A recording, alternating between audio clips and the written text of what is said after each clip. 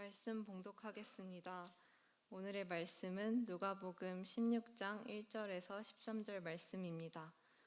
또한 제자들에게 이르시되 어떤 부자에게 청지기가 있는데 그가 주인의 소유를 낭비한다는 말이 그 주인에게 들린지라. 주인이 그를 불러 이르되 내가 내게 대하여 들은 이 말이 어찌 됨이냐. 내가 보던 일을 세마라. 청지기 직무를 계속하지 못하리라 하니, 청지기가 속으로 이르되 주인이 내 직분을 빼앗으니 내가 무엇을 할까. 땅을 파자니 힘이 없고 빌어먹자니 부끄럽구나. 내가 할 일을 알았도다.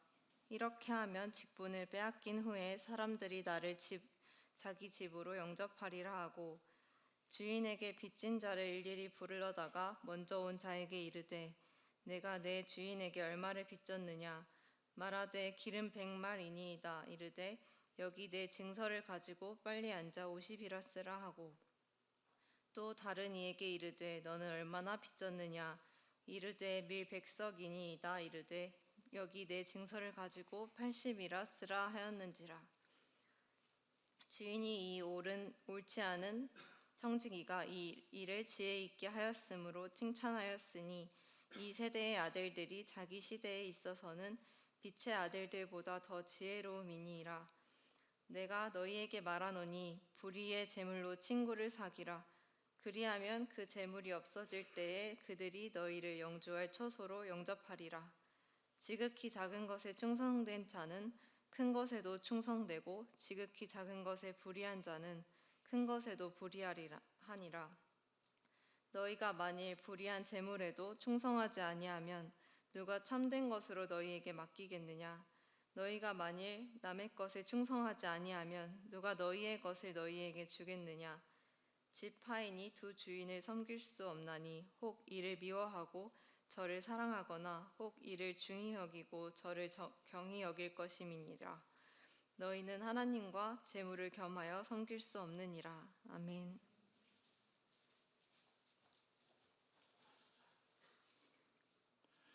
샬롬. 오늘 주일 채플에 오신 여러분을 환영합니다. 오늘 특별히 오래간만에 오신 우리 또 훈련생 간사님들 서울로 복귀해 주셔서 감사합니다. 이대로 쭉 가시면 좋겠습니다. 지난 주간 많은 일들이 우리에게 소식으로 들려옵니다.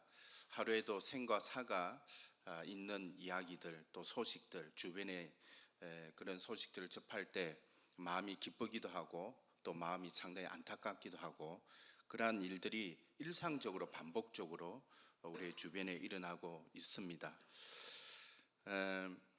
지난주 5월 1일 날에 한국 성서대학에서 900명의 학생들을 데려놓고 그 교목실에서 우리 CCC에 전도 메시지를 좀 부탁을 했습니다. 그 중에는 150명의 믿지 않는 학생들이 있고 해서 그들에게 전도 메시지의 샘플과 함께 또 150명이 믿지 않는 애들에게 복음을 전할 수 있는 그런 기회를 가질 수 있도록 저희 CC에 초청을 해서 제가 우리 북동팀에 있는 우리 송성 간사님을 거기에 파견을 했습니다. 송 간사님 가셔서 900명 에 있는 대학생들에게 복음을 전하는 영접 초청까지 하는 그런 메시지의 시간이었습니다. 놀라운 은혜가 있었습니다. 150명 학생들 중에 86명이 영접을 했습니다. 그래서 그 86명을 위한 3주 또 육성 과정의 내용을 좀 교육을 해달라 해서 아마 다음 주부터 또 그런 계획들이 준비되고 있는 것 같습니다. 아직도 하나님의 놀라운 은혜가, 또 그 사랑하심이 복음을 필요로 하고 구원을 필요하는 자들에게 임하고 있는 그 현장을 저희들은 보게 됩니다.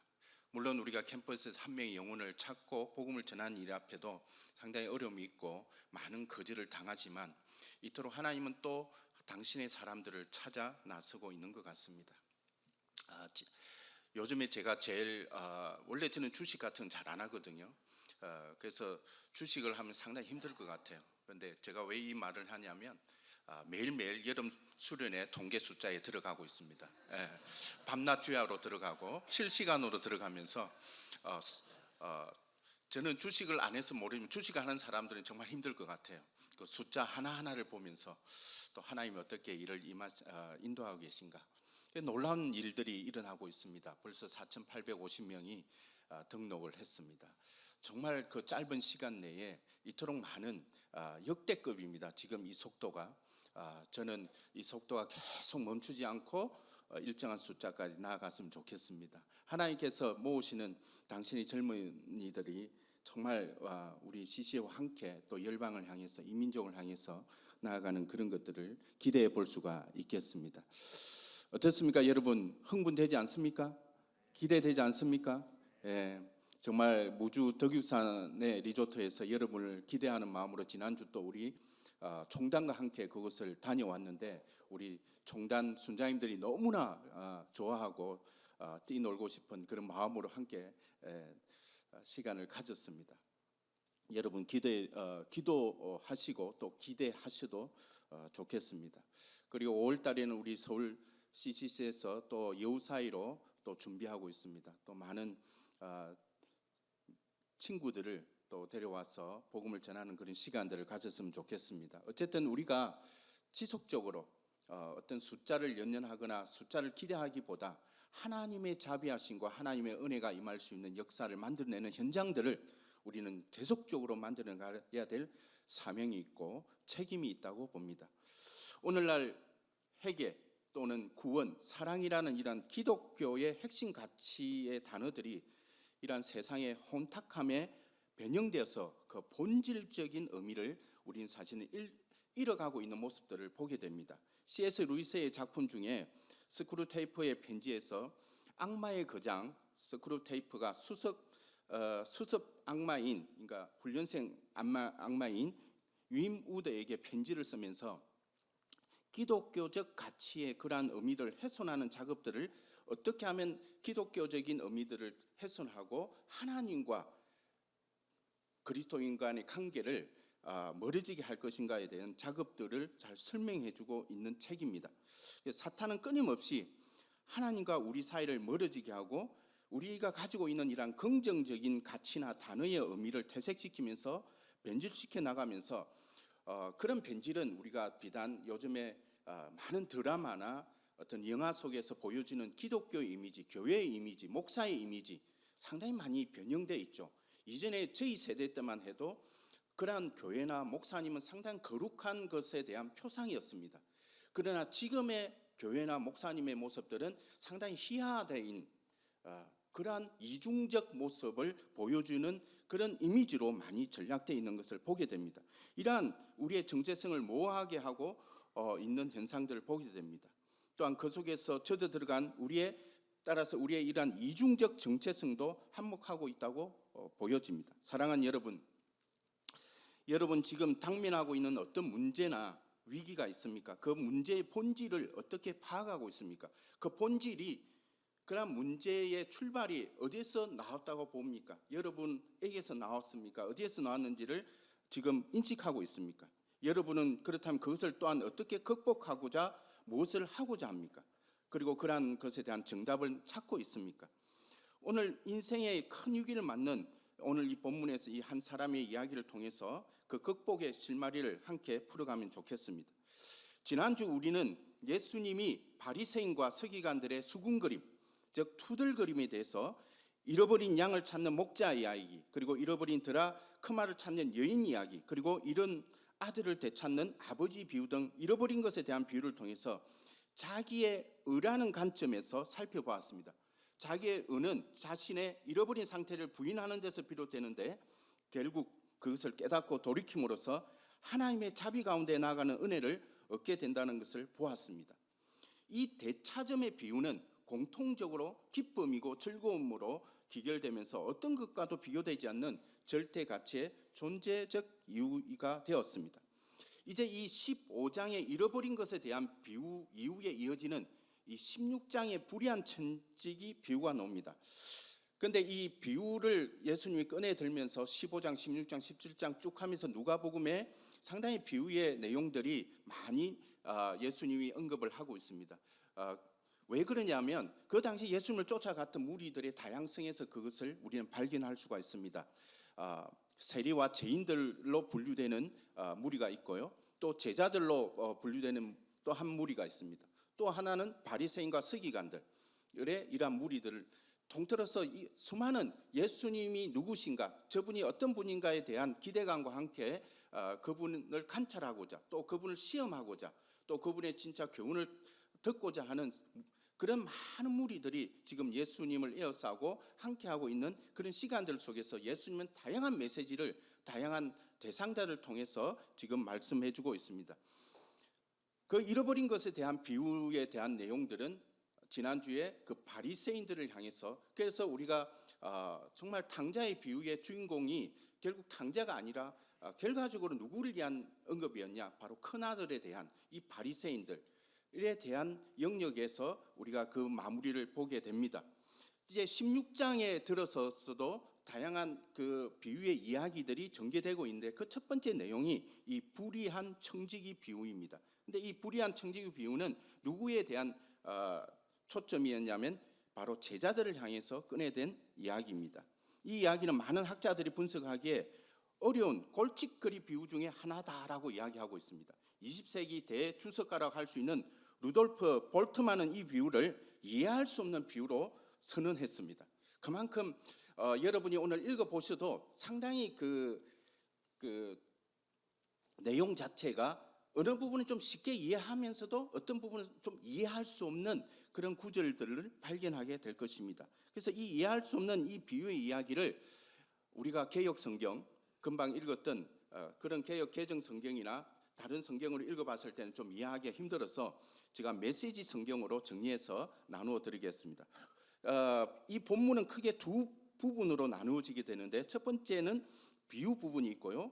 그래서 이 비유 부분은 1절에서 8절까지로 나누어지고 두 번째 부분은 적용 부분이 나옵니다. 그래서 9절에서 13절까지의 내용으로 이렇게 나누어서 우리는 살펴보게 될 것입니다. 그래서 먼저 1절에서 8절까지 내용을 보면 이렇습니다. 관리인을 두고 있는 어떤 부자가 있었습니다. 그런데 그 관리인이 자신의 그 직위를 남용해서 사사로운 지출이 크게 늘고 있다는 소식을 이렇게 들었습니다. 그래서 그는 그 관리인을 불렀습니다.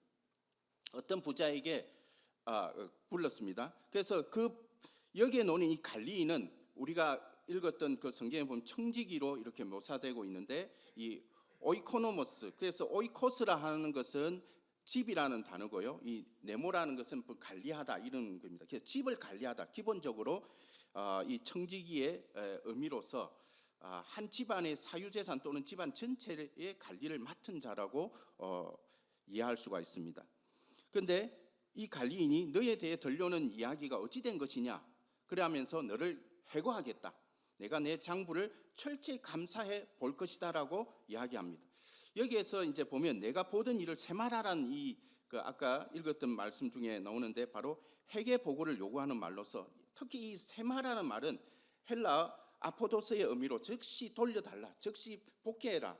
그거는 이제 셈을 정리하는 것과 동시에 너의 손실적인 부분들을 어떻게 복귀시키라는 것과도 연결될 수가 있습니다. 그러자 관리인은 속으로 이렇게 말했습니다. 이제 어떻게 하지? 직업도 잃어버렸고, 이제 자기가 맡은 그런 청지기 관리인의 직업도 잃어버렸고, 막노동을 하자니 힘이 없고, 그렇죠.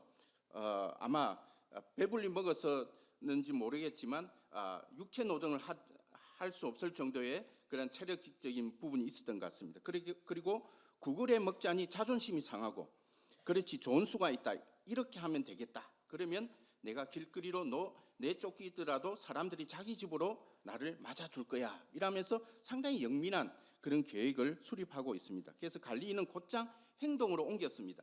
그는 자기 주인에게 빚을 지고 있는 사람들을 하나씩 불렀습니다. 첫 번째 사람에게 그는 말했습니다. 우리 주인에게 얼마나 빚졌는가? 그가 대답했습니다. 올리브 기름 100통입니다.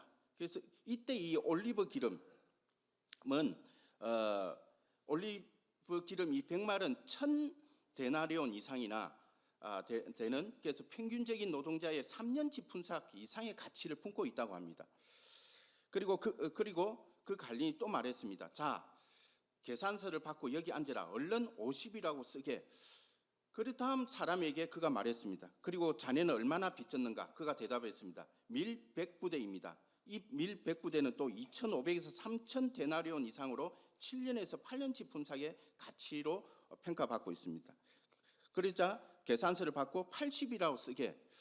이게 상당히 이제 샘플적인 이제 많은 그 소장농들이 있었을 거고 또 빚을 지고 있었던 그런 사람들에게 지금 빚을 어떻게 하고 있습니까? 탕감시켜주는 그런 모습을 보게 됩니다. 근데 우리는 여기서 좀 생각해야 될 것이 뭐냐면, 물론 여기에 다른 내용으로는 전개되어 있지 않지만 평소에 부자의 성품과 그리고 이 평소에 이 부자의 집을 관리하는 이 청지기가 가지고 있던 성품의 차이가 있는 것을 보게 되고, 그것에 유추해 봤을 때 지금 이 소장농들이 빚지고 있는 이 빚이 정상적인 빚이었을까에 대해서도 우리는 한번 생각해 볼 수가 있어야 되겠습니다. 상당히 큰 금액이잖아요. 그런데 그러한 부분에 있어서 어쩌면 우리가 이 불의한 이 청지기가 이 소장농들에게도 동일한 불의한 어떤 형태로 더 많은 이자를 높여서 그들을 착취했던 모습은 없지 않았나 생각이 듭니다. 그렇기 때문에 본인이 지금 지목하고 있는 이 한 사람 한 사람에 대한 형편을 알고 있고 그에게 어디까지의 탕감의 영역들을 정할 수 있는지에 대해서도 충분히 헤아리고 있는 것을 보게 됩니다. 그래서 예수님은 이어지는 8절에서 이렇게 말씀하십니다. 자, 여기에 놀라운 소식이 있다. 그 주인이 이 부정직한 관리인을 칭찬하는 것입니다. 왜 그랬을까? 그가 자기 자신을 돌볼 줄 알았기 때문입니다. 세상 물정에 밝은 사람들이 이 점에 있어서는 법을 잘 지키는 시민들보다 영리하다. 그래서 지혜롭다는 단어를 이 메시지 성경에서는 영리하다라고 번역하고 있습니다. 그들은 늘 빈틈이 없고 온갖 수단을 꾀하며 수완을 발휘해서 살아남는다. 이렇게 말씀을 맺고 있습니다. 이 세대의 아들들, 우리 성경 안에 들어가 보면 이 세대의 아들들과 빛의 아들들이 대조적으로 이렇게 표시되어 있는데요. 이 세대의 아들들은 하나님을 떠난 문화권의 사람들로 자기 중심적 인물을 말하고 있습니다. 자기 이익의 최우선의 가치를 가지고 살아가는 영민함을 가진, 어쩌면 그리고 유한성을 가진 사람들인데 어쩌면 우리와 같은 그런 성정을 가진 사람들이 아닐까 그렇게 보여집니다. 그리고 빛의 아들들은 하나님 나라를 지향하며 살아가는 소망의 무리들을 지칭하고 있습니다. 그런 내용에 기반해서 두 번째 적용적인 부분이 9절에서 13절로 이어지고 있습니다.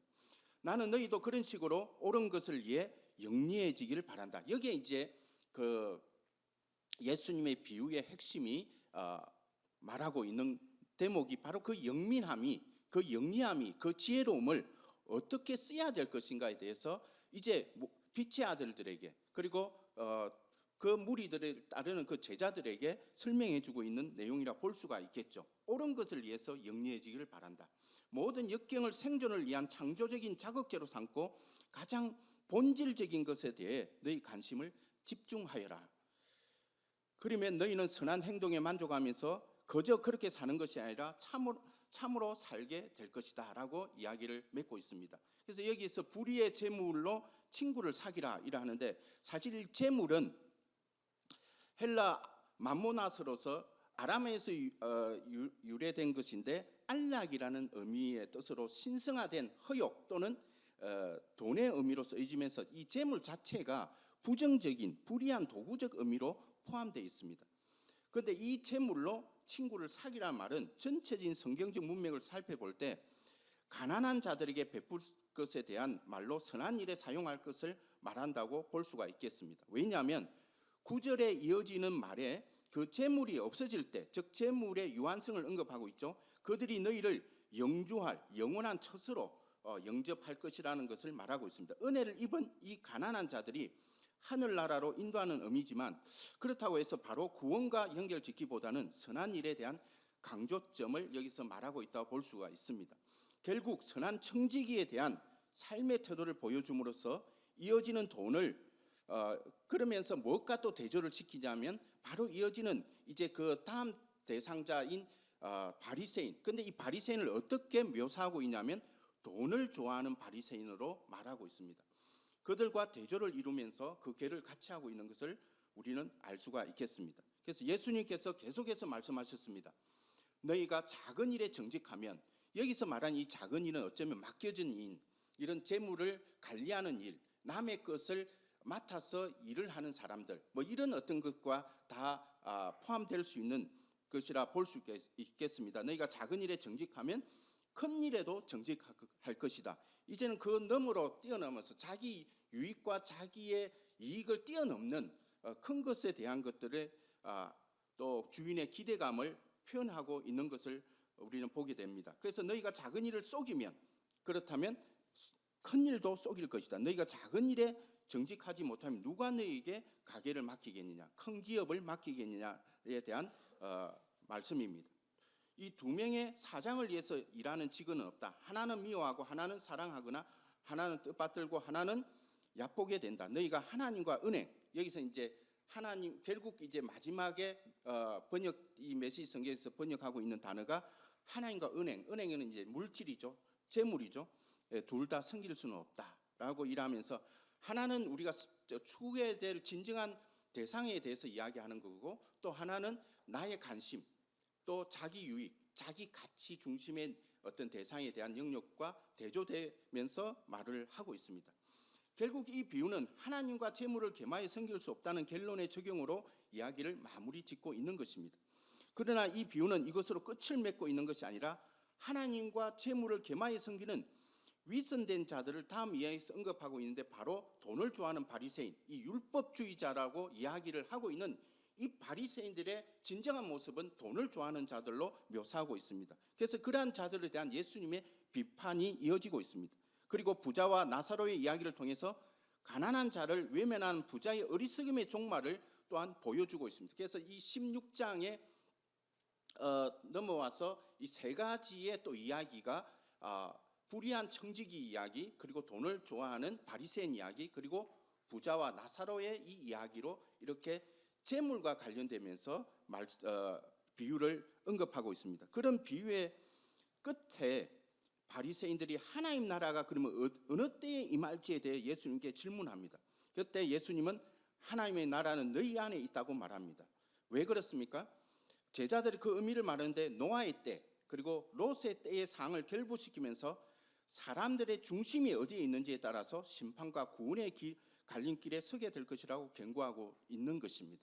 그래서 우리의 마음이 롯의 때와 또 그 노아의 때의 상은 어디였습니까? 많은 사람들이 자기 중심적, 자기 가치적의 삶에 함몰되어 있었고, 영원한 것에 대한 사모함이 적었던 그런 때에 하나님의 심판이 임했던 것을 보게 되고, 그 구원의 소수의 모습들을 우리는 또한 말씀을 통해서 알게 됩니다. 그러면서 우리가 이 모든 사항들을 우리가 다시 생각하면서 불의한 청지기 비유로 다시 돌아가서 오늘 이 비유의 본질로 다시 들여다보겠습니다. 누가복음 15장, 제가 앞에 언급했던 이 누가복음 15장의 이 탕자의 비유에서 이 아들은 아버지의 자비에 자신을 맡겼다면, 이 16장의 관리인은 주인의 자비에 자신을 맡깁니다. 제가 왜 이제 자비라는 단어로 이렇게 여러분과 연결시키냐 하면, 이 모든 상황이 결과적으로 노아의 때 그리고 롯의 때의 상황과 오늘 우리의 현실은 비등 차이가 없는 그런 환경 가운데 우리는 놓여져 있고, 비단 모든 비그리스도인뿐만 아니라 많은 그리스도인들 또한 구별 없는 인생을 살아가고 있는 모습에 노출되어 있는 것을 보게 됩니다. 우리의 정체성의 이중성이 그러한 모습들을 절실하게 적나라하게 보여주고 있는 것입니다. 그러한 때에 그러면 우리는 어떻게 해야 될 것이냐에 대한 부분에서 먼저 하나님이 인간을 향한 입장이 있는 것입니다. 그 부분이 바로 누가복음 15장의 이 아들과 그리고 이 관리인에 대한 주인의 모습에서 우리는 볼 수가 있겠습니다. 바로 누가복음 15장의 아들은 아버지의 자비에 자신을 맡겼다면, 16장의 관리인은 주인의 자비에 자신을 맡깁니다. 한 사람은 아들 노릇을 망쳤고 다른 한 사람은 관리인 역할을 망쳤습니다. 이들은 각각의 신뢰를 저버리게 된 결과로 이어지게 된 것입니다. 자신의 바로 핵심적인 정체성을 제대로 지키지 못한 것을 말하고 있는 것입니다. 그 핵심되는 단어가 각각 누가복음 15장 13절과 16장 1절에서 이렇게 사용되고 있습니다. 누가복음 15장 13절에 보니까 그 후 며칠이 안 되어서 둘째 아들이 재물을 다 모아가지고 먼 나라에 가서 흥랑방탕하며 그 재산을 어떻게 했다고요? 낭비했다고 이야기하고 있습니다. 낭비라는 단어가 나옵니다.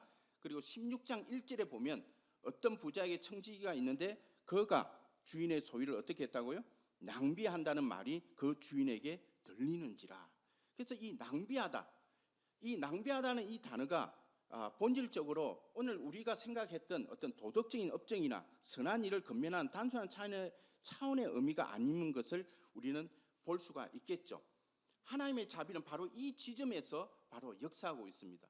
우리의 상황, 지금 우리가 직면하고 있는 모습, 우리가 지금 이중적 자세로 살아가고 있는 모든 이런 상태에 대한 죄인된 모습의 근거에서 하나님의 자비함은 바로 그러한 환경 가운데, 그러한 상황 가운데 우리 가운데 역사하고 있는 것을 보게 되는 것입니다. 우리가 본질적 위험에 노출된 순간에도 그럼에도 불구하고 하나님의 눈동자는 언제나 우리를 향해 있다는 것을 보게 되는 것입니다. 시편 17편 8편에 보면 나를 눈동자같이 지키시고 주의 날개 그늘 안에 감춘다고 말하고 있습니다.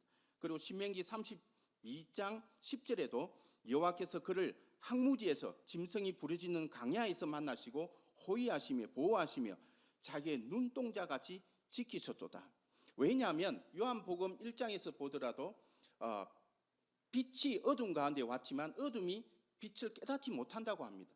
근본적으로 죄인된 입장에서는 하나님의 은혜를 경험하지 못하는 순간 알지를 못하는 존재들인 것입니다. 그 하나님을, 그 예수님을 영접하는 그 순간 하나님의 자녀가 되고 변화되는 인생으로 가게 되는데 그 자체가 전적인 은혜가 아니오고는 우리는 변화될 수 없다는 것을 보게 되는 거죠.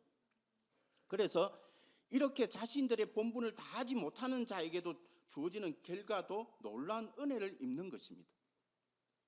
가족들로부터 배제당함이나 감옥에 갇히는 벌을 겪지 않고 아들은 아버지로부터 융성한 대접을 받고 갈리인은 주인으로부터 놀라운 칭찬을 받습니다. 사실은 아들이 아버지에게 돌아온 행위의 어떤 내용들이나 그 다음에 갈리인이 풀어가는 어떤 지금 셈을 하면서 풀어가는 이 내용 자체가 근본적으로 주인이나 아버지에게 어떤 것을 많은 것을 정당화해서 뭔가를 만들어낸 결과의 내용은 결코 아닙니다. 그는 정상으로 회복의 하나의 모습일 뿐인 것이죠. 그럼에도 불구하고 아버지는 융성한 대접으로 대접을 하게 하고 갈리는 주인으로부터 놀라운 칭찬을 받게 되는 것입니다. 이 불의한 청지기에서도 예수님이 말하고자 하는 이 바로 핵심이 바로 은혜이고 자비라는 것입니다. 그런데 이 그는 바로 이 갈리인이 내가 무엇을 할까? 내가 할 일을 알았도다. 그 상황 가운데서도 그것을 기억하고 그걸 준비하는 모습에서 우리는 또 하나의 영민함, 지혜로움을 배울 수가 있어야 되겠습니다. 주인에게 해고 위기에 처했을 때 갈리인이 보여주는 이 영리한 기질은 주인의 마음을 얻게 되는 결과를 가져오게 된다는 것입니다. 아마도 이 갈리인은 주인의 성품을 일찍이 경험한 것 같습니다. 비록 그가 꾸민 책략은 자기의 이익을 위한 계책이었지만 그 방식은 소장농들에게 자비를 베푸는 모습을 통해서 주인의 성품을 드러내고 소장농들도 하여금 주인과의 신뢰를 다시 견고하게 하고 자신의 앞길에도 보장을 얻고자 하는 내용들이었습니다. 그의 전의 방식은 자신만 우선으로 여기는 이기적인 모습이었다면 지금은 자신을 포함하여 모두에게 유익을 가져다 주는 모두를 살리는 모습입니다. 이 비유는 탕자의 비유와 함께 하나님의 사랑과 은혜를 경험하게 하는 구원에 대한 이야기인 겁니다. 복음의 핵심적 이야기로 말할 수 있겠습니다. 돌아온 탕자, 즉 작은 아들이 아버지와의 관계적 회복, 그 존재적 가치의 이야기라고 볼 수 있다면 불의한 청지기의 관리는 일적 회복, 즉 사명적 가치의 이야기라 할 수 있겠습니다. 누가복음 16장 8절에 주인이 이 옳지 않는 청지기 일을 지혜 있게 하였으므로 칭찬하였으니 바로 지혜 있게라는 이 단어에서 하나님 나라의 백성들이 어떻게 살아가야 할지에 대한 본질적인 핵심 의미를 깨닫게 되는 것입니다. 여기서 지혜 있게, 이 말은 분별 있게, 또는 이제 좀 세상 말로는 약삭 빠르게 일했다고 이야기합니다. 자, 지혜 있게 하였다고, 자신을 돌볼 줄 안다고, 이러한 의미로 사용하고 있습니다. 이 단어는 특히 분별 있다는 의미로서 조심성과 신중성, 그리고 위험을 무릅쓰지 않는 것, 문제를 일으키지 않는 것 등의 의미로 함축하고 있습니다. 그래서 구약 성경에서는 이 지혜로운, 히브리어는 초크마라고 하는데, 이 단어는 정말 많이 흔히 잘 나오는 것으로 평생을 깨어서 하나님의 길에 집중하며 살아온 사람들에게서 나타나는 삶의 비유의 격언으로서 시편과 잠언에서 많이 인용되고 사용되고 있습니다. 그래서 시편 110편 10절에 보니까 여호와를 경외함이 지혜의 근본이라, 그의 계명을 지키는 자는 다 훌륭한 지각을 가진 자니 여호와를 찬양함이 영원히 계속되리라고 말하고 있습니다. 그리고 잠언 2장 7절에서도 그는 정직한 자를 위하여 완전한 지혜를 예비하시며 행실이 온전한 자에게 방패가 되나니. 그리고 잠언 2장 20절에 보니까 이 지혜가 너를 선한 자의 길로 행하게 하며 또 의인의 길을 지키게 하리니.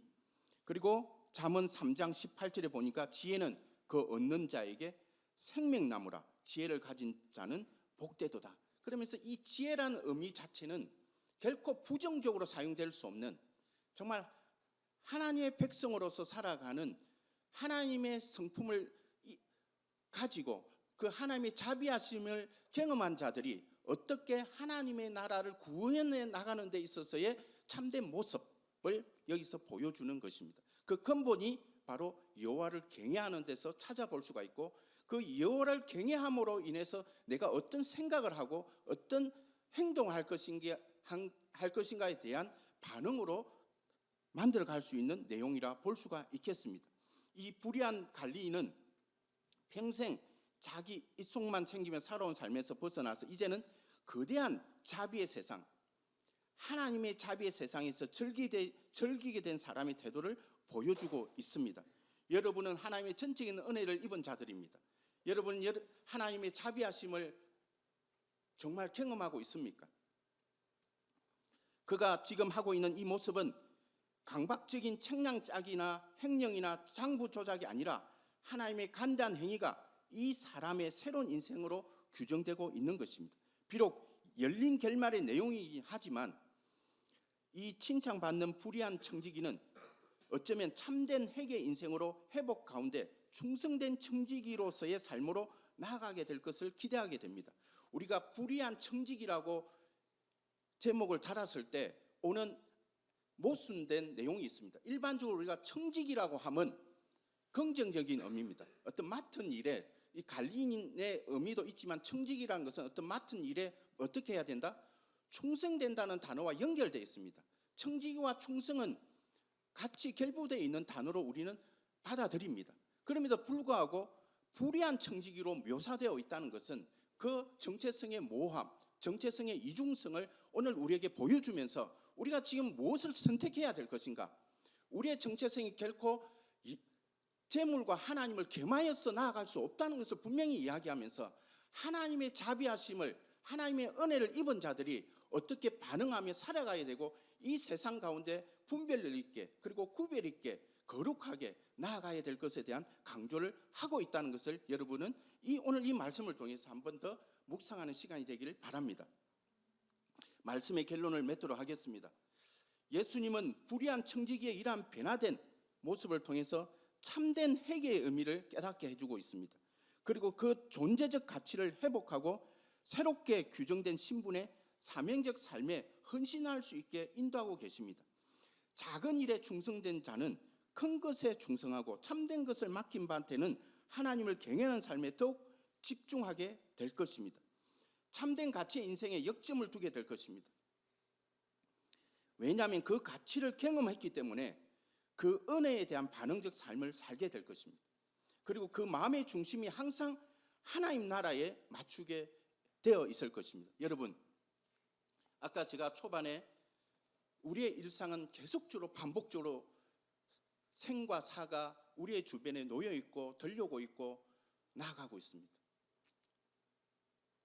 이 인생은 유한한 인생입니다. 우리는 영원한 것을 향해서 나아가야 될 존재들입니다. 그럼에도 불구하고 오늘 우리의 삶의 행태는, 우리의 모습은 어쩌면 그 유한성의 끝장을 보고자 달려가고 있는 모습은 아닌지 되돌아봐야 될 것입니다. 그래서 우리의 이러한 모호한 정체성을 오늘 이 시간 분명히 하나를 선택하는, 참된 것을 선택하는, 그러므로 해서 그 참된 것에 충성되어가는 우리의 모습으로 다시 한 번 더 다짐이 되어야 될 것입니다. 문제의 실타래가 바로 하나님의 자비에 맞추게 될 때 우리는 하나님의 은혜 아래 들어가게 되는 것입니다. 그리고 하나님의 은혜 아래 들어간 인생은 하나님의 마음을 소유한 자의 인생으로서 여호와를 경외하는 마음을 가진 지혜로운 자의 삶을 추구하게 될 것입니다.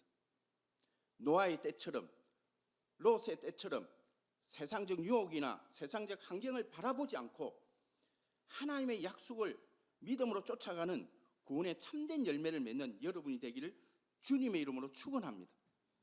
정말 올 여름에 모이는 것으로 그치지 않고 그 모인 믿음의 열정들이 정말 열방을 향해 나아가는 여러분이 되기를 축복합니다. 함께 기도하겠습니다. 하나님 아버지, 감사합니다. 참으로 불의한 청지기의 모습을 통해서 오늘 우리의 모습을 깨닫게 해주셔서 감사합니다. 하나님의 자비하심이 그 하나님의 그 은혜를 경험한 인생으로 다시 한 번 더 우리가 회복하고 하나님 앞에 나아가며 정말 충성된 주님의 종으로서, 주님의 청지기로서, 또 사명을 맡은 자로서 그 일들을 감당함에 부족함이 없도록 주여, 이 자리에 함께 예배드리는 모든 우리 서울 CCC 지체들 한 사람 한 사람 정말 주님의 참된 믿음의 사람으로 나아가게 해주시고, 그래서 정말 이들이 참된 청지기의 삶으로 주님께 영광 돌리는 인생이 될 수 있도록 축복하여 주시옵소서. 하나님의 자비하심에 더 많이 경험하고 하나님의 은혜를 더 많이 경험하면서 정말 우리가 마땅히 세워가야 될 이 하나님 나라에 우리의 중심이 있게 하여 주시고, 그 주님을 바라보며 정말 주님을 경외함에 우리의 삶의 거룩성과 구별성과 또 분별함이 있게 하여 주옵소서. 감사하며 우리 주 예수 그리스도 이름으로 기도드립니다.